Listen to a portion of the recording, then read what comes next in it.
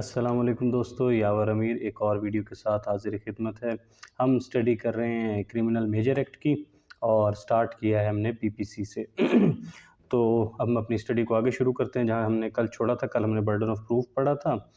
आज है compromise affected by जिरगा, कि अगर कोई जिरगे के अंदर कोई कॉम्प्रोमाइज़ किया जाता है तो उसकी लॉ की के अंदर कोई रेगुलेशन है या नहीं, तो उस बारे में। मैटर रेफर टू अ जिरगा to settle the dispute without permission of court. Court की परमिशन नहीं थी और कोई डिस्प्यूट है जो सेटल हुआ है जिरगे के अंदर, will not be protected by law. इसको लॉ जो है वो प्रोटेक्शन मुहैया नहीं करेगा। जिरगा will not be having blessing और backing of the court, court उसको बैक नहीं करेगी। असेंबली इन जिरगा may be lawful but not the purpose. जो वहाँ पे असेंबली हो सकता है वो लॉफुल हो, लेकिन वहाँ उनका मकसद लॉफुल नहीं है। If nobody comes forward to lodge FIR, the police on their own can file such FIR। अगर कोई और नहीं करता तो पुलिस खुद FIR लॉन्च करे।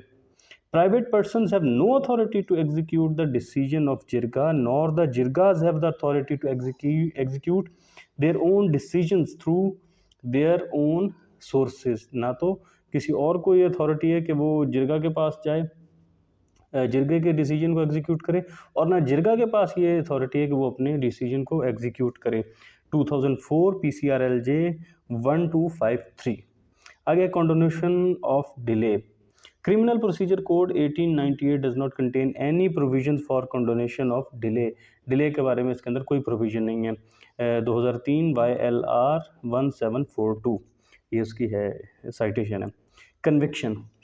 Unless substantive or direct evidence is available, conviction cannot be based on any other type of evidence। अगर कोई डायरेक्ट और सब्सटेंटिव एविडेंस नहीं है तो फिर कन्विक्शन को उस पर बेस नहीं किया जा सकता। However convincing it may be, चाहे वो कितना ही कन्विंसिंग क्यों ना हो। 2009 SCMR 4। Conviction can be based on evidence which connects accused with offense beyond any reasonable doubt। जिस चीज़ पे कन्विक्शन हो सकती है वो यही है कि कोई ऐसा सबूत हो जो एक्यूज को उस ऑफेंस के साथ इस तरह से कनेक्ट करे कि बियॉन्ड रीजनेबल डाउट हो। इसकी साइटेशन है PLJ 2002 FSC 1 फेडरल शरीयत code. When an offence is proved against the accused, कोई ऑफेंस साबित हो जाता है, court should never hesitate to award punishment for that offense even if it is a capital punishment। अगर कोई साबित हो जाए तो फिर अब जो है कोर्ट उसको किसी किस्म की कोई हेजिटेशन नहीं शो करनी चाहिए पनिशमेंट के मामले में। 2003 YLR 184। Conviction in criminal cases can be recorded on the basis of ocular version of prosecution witnesses even without any corroboration, provided they are worthy of credence. अगर वो काबिल एतबार हैं तो। जो क्रिमिनल केसेस हैं उनमें जो प्रोसिक्यूशन के विटनेसेस हैं उनके जो ज़ुबानी अकाउंट है उस पर भी कन्विक्शन हो सकती है, बशर्ते कि वो क्रेडिबल हों, इस काबिल हों कि उन पर एतबार किया जा सकता है। ये है 2003 YLR 102। Judgment of court should be based strictly on evidence. जो कोर्ट है इसकी जो जजमेंट है वो एविडेंस पे बेस होनी चाहिए। अवेलेबल ऑन रिकॉर्ड, जो रिकॉर्ड पर मौजूद हों। मॉरल कन्विक्शन ऑफ अ जज about the guilt of the accused can not form the basis of his conviction. के अगर उसको खुद ये पता लग रहा है जज साहब को कि इस वाकई बंदा गिल्टी है तो वो कन्विक्शन की बेसिस नहीं हो सकती। 2002 PCRLJ 465। अच्छा, आगे कोलैबोरेशन के बारे में। The rule of independent collaboration need to be insisted. Independent जो है कोलैबोरेशन उसके रूल को उस पर इंसिस्ट करना चाहिए। यह PLD 2002 supreme court 463। Purpose of seeking independent collaboration is to exclude any possibility of doubt. जो हम वो कहते हैं ना कि इंडिपेंडेंट कोलैबोरेशन होनी चाहिए, इससे जो डाउट है उसकी पॉसिबिलिटी उसको निकाला जा सकता है, ख़त्म किया जा सकता है। 2002 YLR 832। Criminal trial and departmental proceeding both entirely different, दोनों एक दूसरे से मुख्तलिफ हैं। एक है क्रिमिनल ट्रायल और दूसरा है डिपार्टमेंट के अंदर जो प्रोसीडिंग होती हैं। Former relating to enforcement of criminal liability, जो क्रिमिनल ट्रायल है वो क्रिमिनल लाइबिलिटी के मुतल्लिक है। While latter concern with the service discipline, जबकि दूसरे का ताल्लुक जो है वो सर्विस के अंदर जो डिसिप्लिन है उसका ताल्लुक रखता है। 2004 YLR 1847। Criminal trial, object of criminal trial is not to punish an under trial prisoner for offense alleged against him, but to ensure that accused must face the trial and answer the charge। Criminal जो prosecution है उसका मकसद ये नहीं है कि जिस बंदे पर जो प्रिजनर है, जो अक्यूज़ड है, जिसके ऊपर मुबैना कोई इल्ज़ाम लगा है उसको लाजमी तौर पर सज़ा दी जाए, बल्कि इसका मतलब ये है कि जिस इंसान पर इल्ज़ाम लगा है उसको प्रॉपर मौका दिया जाए कि वो जो उस पर इल्ज़ाम लगा है उसका सही से जवाब दे सके, ट्रायल को फेस करे और जो उस पर चार्ज है उसका जवाब दे। 2004 YLR 2592। Criminology of commission of crime, when a person becomes a criminal, his thinking, attitude and action would be changed from attitude, thinking and acts of a normal and law abiding citizen। अच्छा होगा, would भी ठीक है। अगर कोई बंदा जिसकी criminal intention है तो उसका जो बिहेवियर है, जो सोचने का तरीका है, जो एटीट्यूड है वो नॉर्मल और लॉ अबाइडिंग सिटीजन से अलग होगा। People have different phenomenon to assert their position by showing their superiority over like-minded persons, like courageous act which from their angle would put them in a higher position in the society of criminal people, and different from unusual acts are done by a criminal to assert their position। कि यानी उनका ये होगा कि जो हमारे like minded people हैं, कि जो सोसाइटी है, क्रिमिनल एक सोसाइटी है, जो भी ग्रुप है, अगर सोशियोलॉजी के टर्म में बात करें तो उस ग्रुप में मेरी जो सुपीरियॉरिटी है वो दूसरों से ज़्यादा है, ये वो असर्ट करना चाह रहा होगा। उसका जो है तरीक़ेकार वो दूसरों से मुख्तलिफ होगा। 2003 YLR 2175। कस्टोडियन किलिंग, हिरासत के अंदर किसी को कत्ल कर देना। If a person is taken into custody, then he is bound to be dealt with strictly according to law and is to be punished only when the case is proved against him। जिस इंसान को हिरासत में लिया जाता है ये लाजमी बात है कि उसके साथ कानून के मुताबिक अमल किया जाए और उसको सिर्फ तब ही सज़ा मिली जाए जब वो उसके खिलाफ केस साबित होता है। Such person cannot be allowed to be killed by any person while he is in custody, and this is done when then that clearly shows। अच्छा, अगर ये नहीं इजाज़त दी जा सकती कि कोई भी उसको मार दे जो बंदा कस्टडी में, अगर ऐसा किया जाता तो फिर ये ख़ास तौर पे ज़ाहिर करता है, ये वाज़ेह करता है there is no right of law but law of jungle, के कोई कानून नहीं है, जंगल का कानून है, कानून की कोई बालादस्ती नहीं है। PLD 1998 सुप्रीम कोर्ट 388, ये इसकी साइटेशन है। Involvement of disease in 91 criminal cases does not give license to police to murder him. एक बंदे पे 91 मुकदमा थे तो ये पुलिस को ये लाइसेंस नहीं दे देता कि वो उसको कत्ल कर दे। Since he has a right to be dealt with in accordance with law and can not be done to death, क्योंकि उसके पास ये राइट है, उसको कानून देता है कि उसके साथ कानून के मुताबिक ही अमल किया जाए और उसको ये मारा नहीं जा सकता। Inquiry officer, after appreciation of evidence on record, coming to a definite conclusion that alleged police encounter was suspicious। ठीक है, जो इंक्वायरी ऑफिसर थे उन्होंने ये पता लगाया कि जो इनकाउंटर ये सस्पिशियस है, शख्स मशकूक है। ऑर्डर ऑफ द सेशंस जज directing registration of criminal case upheld. जो सेशन कोर्ट साहब मौजूद अदालत ने जो डायरेक्शन दी थी कि क्रिमिनल केस रजिस्टर किया जाए उसको अपहेल्ड किया गया। 2002 YLR 3617। De novo proceeding, no power under law vest in a court. जो ये डिनोवो के मीनिंग देखने क्या होते हैं।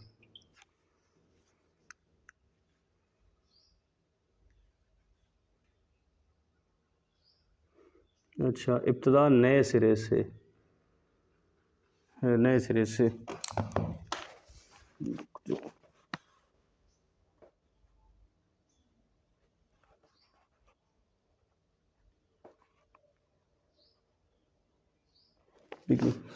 No power under law vests in a court to set aside earlier proceeding of a case and order de novo proceeding।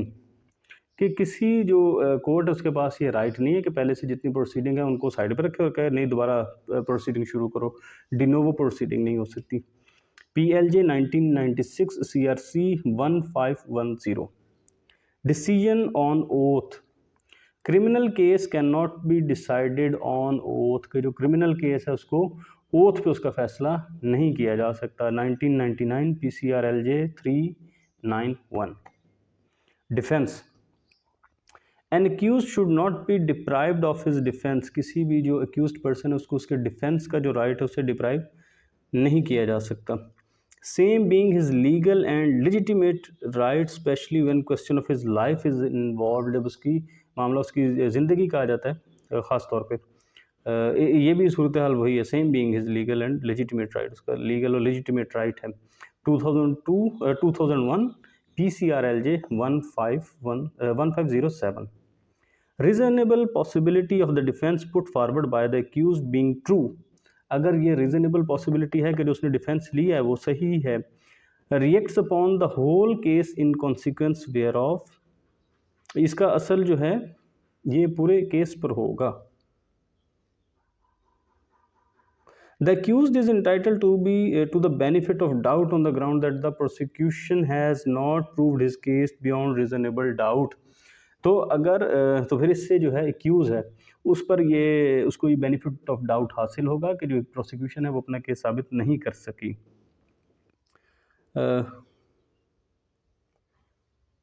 अगर कोई possibility है जो उसने अपना एक्यूज़ ने लिया था डिफेंस तो वो सही है तो उसका फिर पूरे केस पर क्या असर होगा कि प्रोसिक्यूशन अपना केस साबित नहीं कर सकी। 2003 SCMR 150। Doctrine of diminishing responsibility, principle of emanating rule, ये कोई डिमिनिशिंग रिस्पॉन्सिबिलिटी का है, कोई ये देखते हैं रूल क्या रूल है।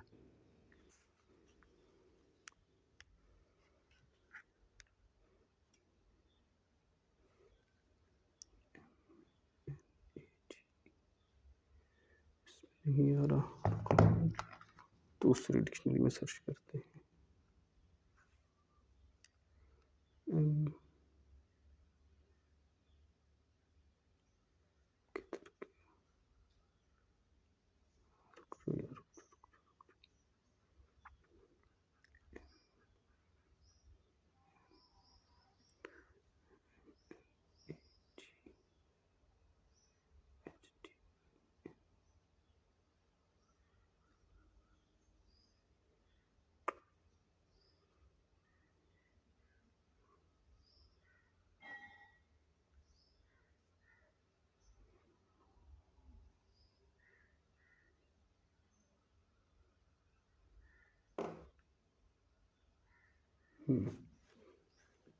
A test of criminal insanity by which it must be clearly proved that at the time of committing act the party accused was laboring under such a defect of reason from disease of mind। अच्छा कि कोई बंदा जो है वो जिस वक्त उसने एक्ट किया है उस वक्त उसका जो माइंड था वो इस काबिल नहीं था कि वो कोई रीज़न डिड्यूस कर सके, इसको हम इंसेनिटी कह सकते हैं। Criminal insanity. अच्छा, where accused commits offence on account of abnormality afflicted on him putting him out of control, कोई ऐसा ऑफेंस किया गया उस पर कोई इन्फ्लिक्ट की गई एबनॉर्मेलिटी थी जो उस पर उसका कंट्रोल उसने उसको आउट ऑफ कंट्रोल कर दिया। He would Intel application of doctrine of diminishing responsibility calling reduction in his sentence, तो इससे फिर उसका जो सेंटेंस में जो वो तखफीफ हो जाएगी अगर ये उस पर रूल अप्लाई होता है। उसको ज़बरदस्ती कोई ऐसी चीज़ उस पर इन्फ्लिक्ट की गई है कि वो अब अपने कंट्रोल में नहीं है। PLD 2003 Lahore 60 DB।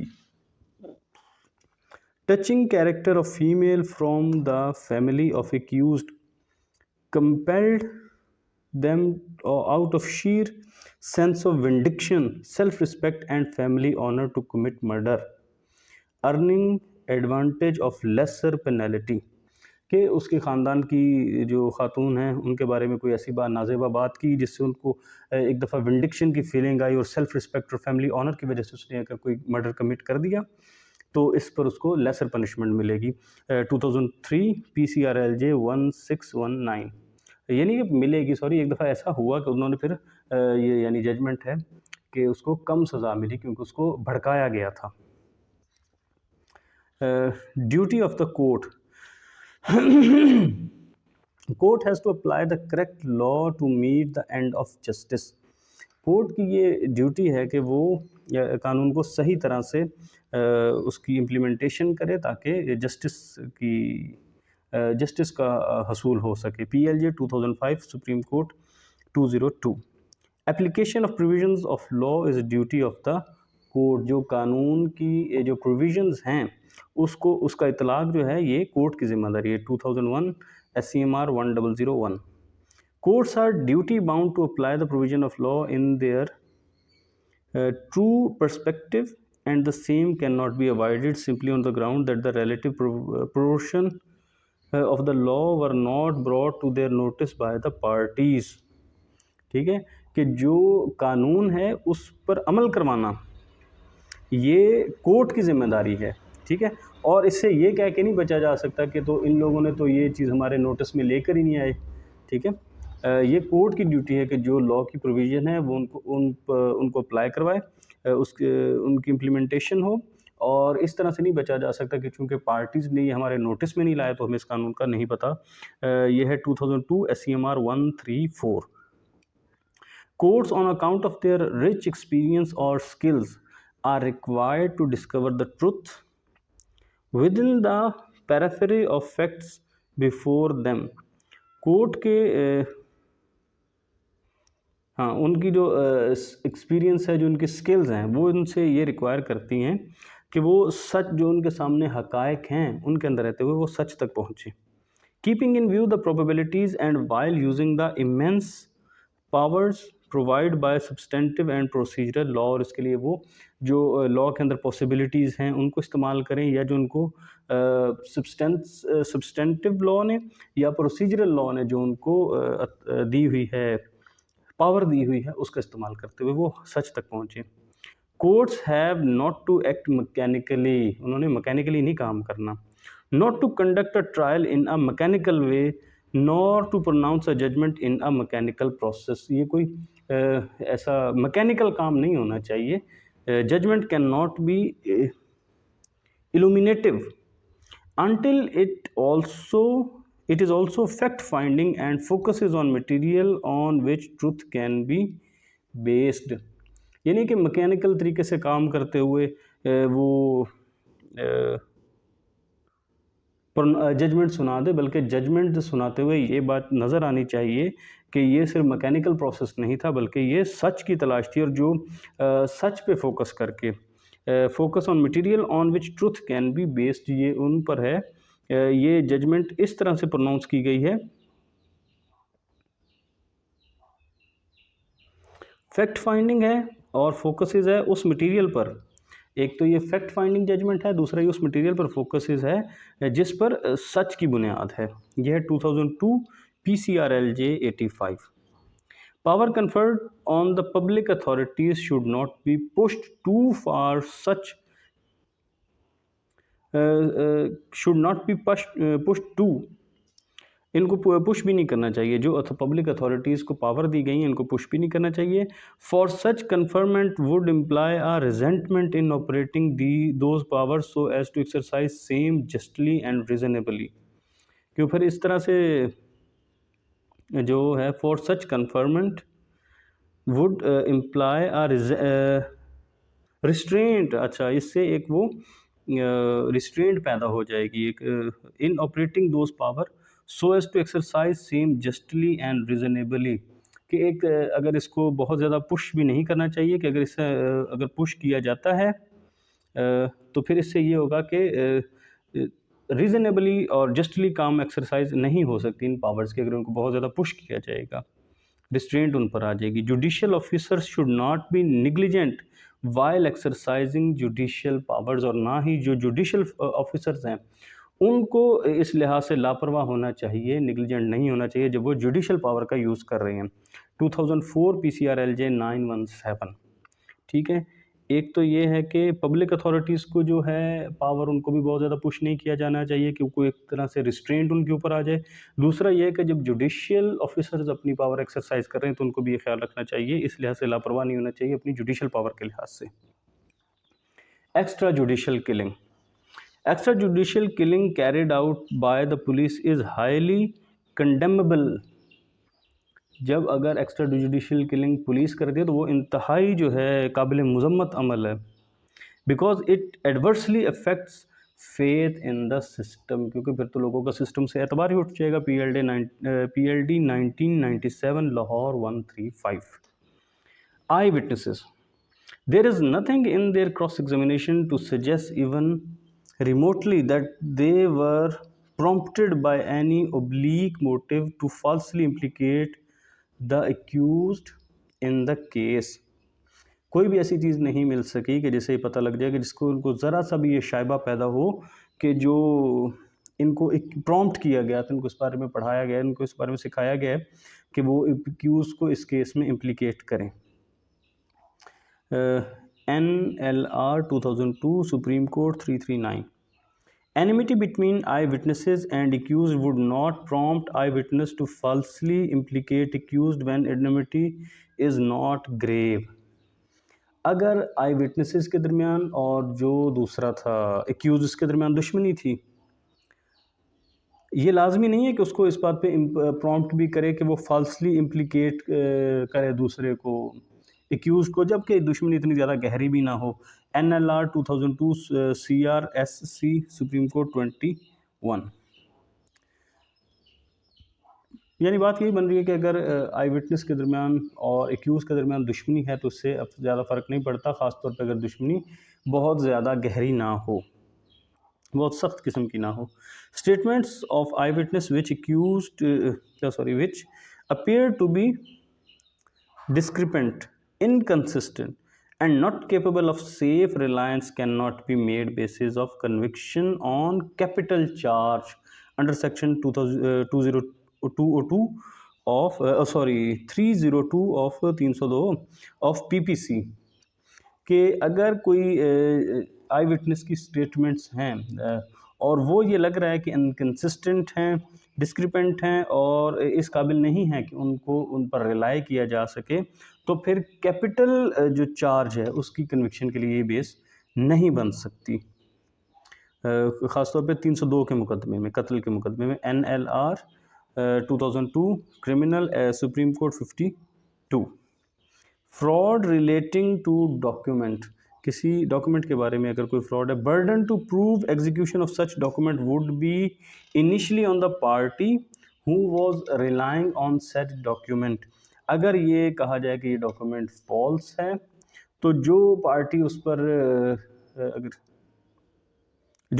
रिलाय कर रही थी उसी पर फिर होगा कि ये उसको साबित करे। 1996 MLD 377।